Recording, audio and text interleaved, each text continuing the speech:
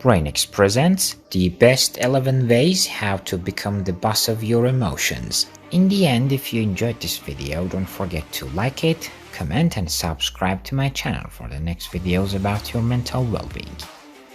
You may be able to regulate your emotions without suppressing or controlling them. This can benefit your relationships, mood, and decision-making. The ability to experience and express emotions is more important than you might realize. As the felt response to a given situation, emotions play a key part in your reactions. When you're in tune with them, you have access to important knowledge that helps with decision-making, relationship success, day-to-day interactions, and self-care. While emotions can have a helpful role in your daily life, they can take a toll on your emotional health and interpersonal relationships when they start to feel out of control.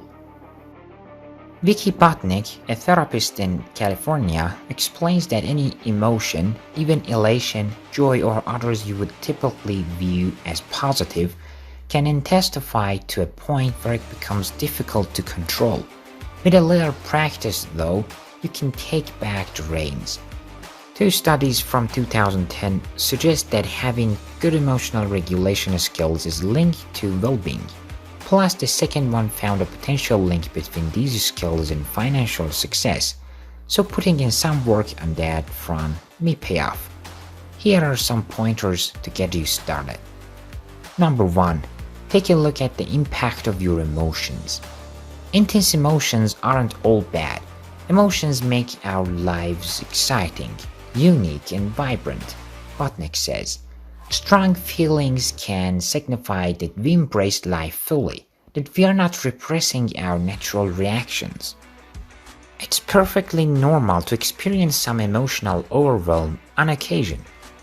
When something wonderful happens, when something terrible happens, or when you feel like you've missed out. So how do you know when there's a problem?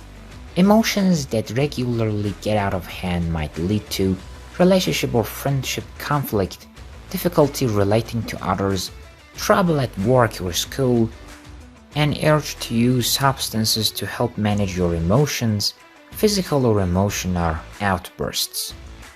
Find some time to take stock of just how your uncontrolled emotions are affecting your day-to-day life.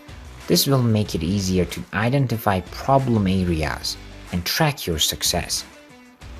Number 2. Aim for regulation, not repression.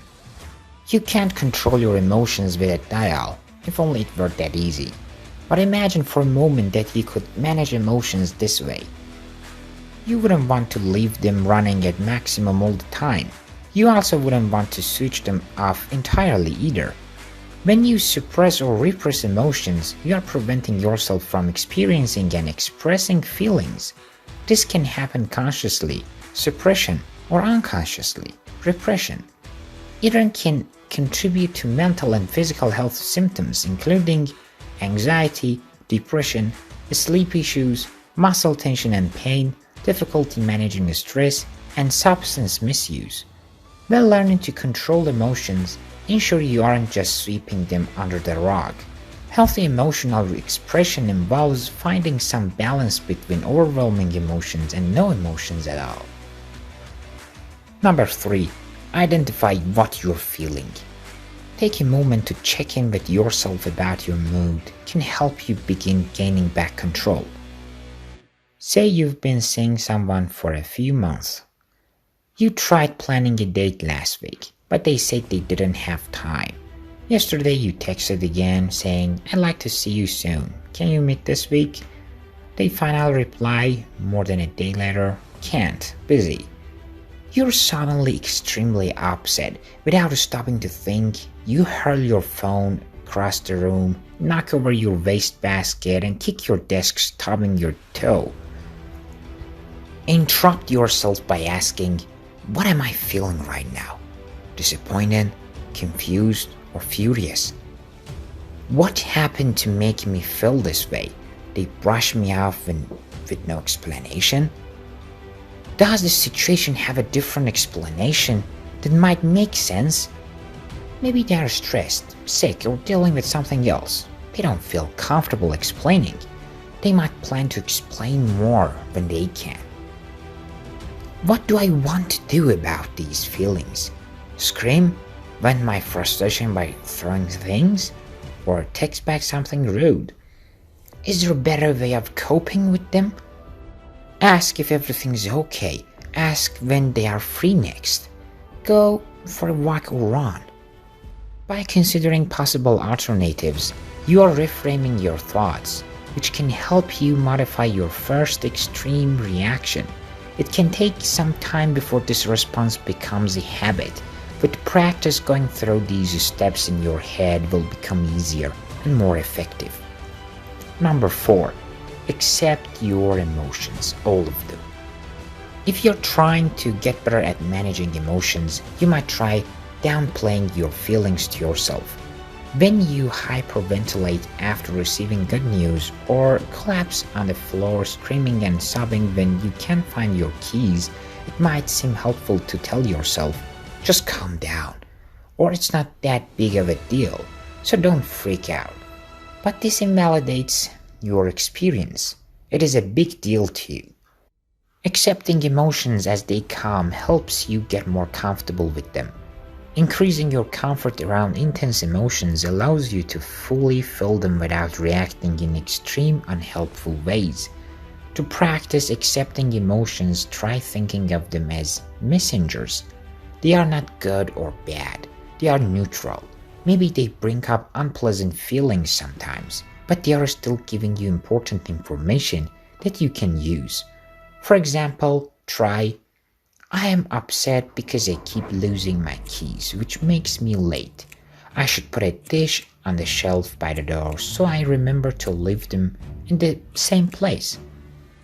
Accepting emotions may lead to greater life satisfaction and fewer mental health symptoms. What's more, people thinking of their emotions as helpful may lead to higher levels of happiness. Number 5. Keep a mood journal. Writing down or typing up your feelings and the responses they trigger can help you uncover any disruptive patterns. Sometimes it's enough to mentally trace emotions back through your thoughts. Putting feelings onto paper can allow you to reflect on them more deeply. It also helps you recognize when specific circumstances like trouble at work or family conflict contribute to harder to control emotions. Identifying specific triggers makes it possible to come up with ways to manage them more productively. Journaling provides the most benefit when you do it daily.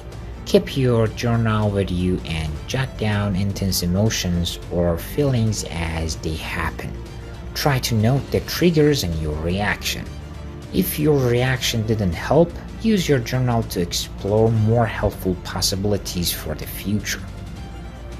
Number 6. Take a deep breath. There is much to be said for the power of a deep breath. Whether you are ridiculously happy or so angry you can't speak, slowing down and paying attention to your breath won't make the emotions go away, and remember, that's not the goal.